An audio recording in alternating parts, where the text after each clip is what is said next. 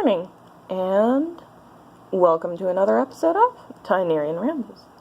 I'm going to keep looking to the left because that's where my camera thing usually is, but now it is to the right because I just need to hold it a different way. I wanted to talk about rituals today because I just finished one and I've got a lot of thoughts about them. So I figured I'd share.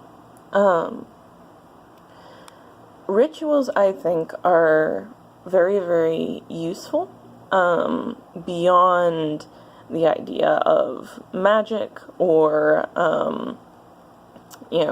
deities or spirits or anything like that, although using them for that is, like, a great thing, too.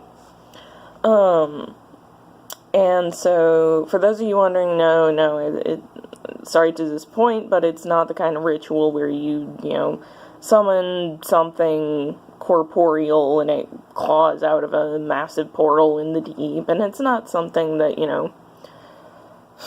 makes something really overtly magical happen, except in very rare cases.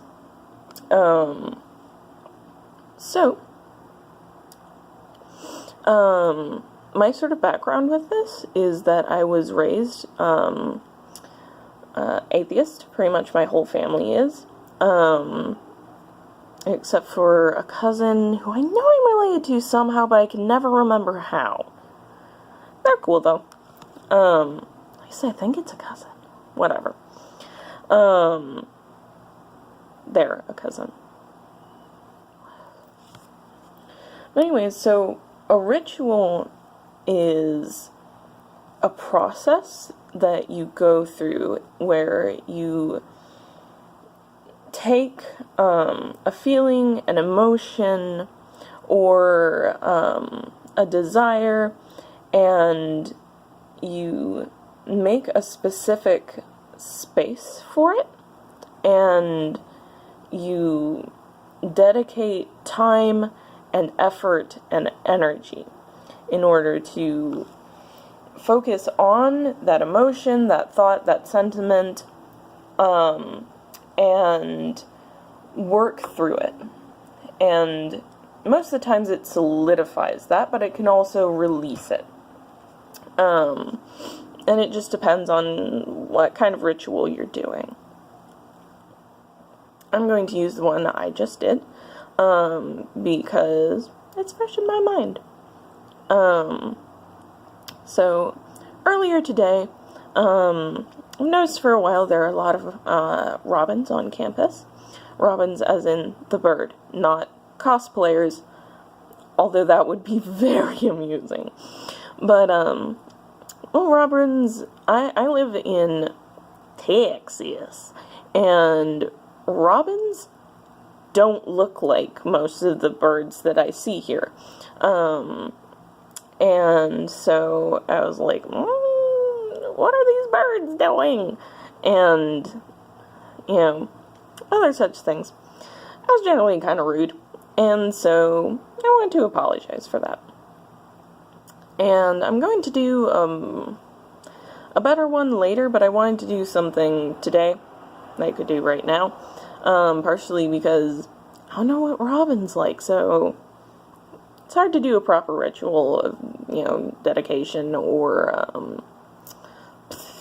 an offering when you don't know what someone actually wants. And, so, let's see. I will go through the process and then we'll talk about, why I think it's useful even if, you don't believe in spirits or magic or anything like that.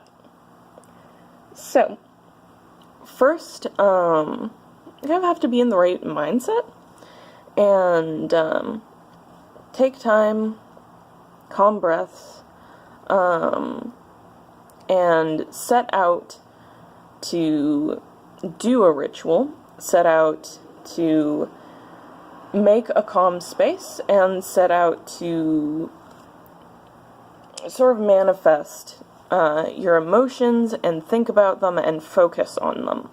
Focus is definitely a big part. There's that. And then I took everything that might be harmful for birdies off of my porch. Well, I suppose it's a balcony. I am on not the ground floor. And then I took sort of a light soap and water, and I washed 2 places. I know that birds generally don't like eating like 3 feet away from a person, and you can kind of see in the corner, my window is right there.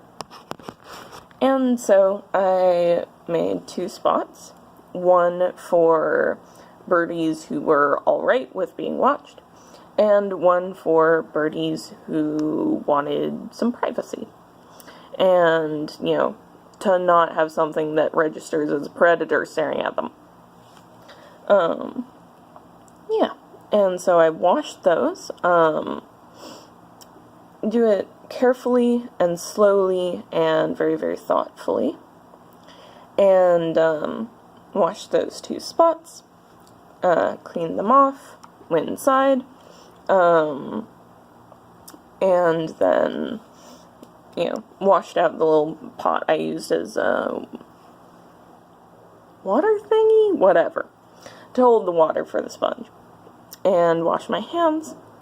And then I took my big thing of Quaker oats that I keep up there. And I poured out the grain in those 2 spots. And then, after that, or, well, at the same time, I spoke to robins in general, and the robins here in specific, and told them, you know, this was an apology. I wanted to do a different one later once I better understood what they'd like. And I was pouring a grain as a libation in apology, and that, you know, they were welcome to take it. And then I said goodbye. I have a system of bowing, and I used that. I'll probably explain it in a different video because it's a while of explanation. And then the bow was the end of the ritual. Yeah, I am going to make this a 2-parter because I know my phone can't handle this much footage. This is already really long, and I'm kind of surprised it hasn't cut me off before, so, yep. I'll see y'all in part 2, where I explain why I think a ritual like this is useful and very, very important in everyday life. Even, you know, when you don't believe in spirits or magic, or you don't want to pour libations for robins, or such things. So yeah, significance in part 2.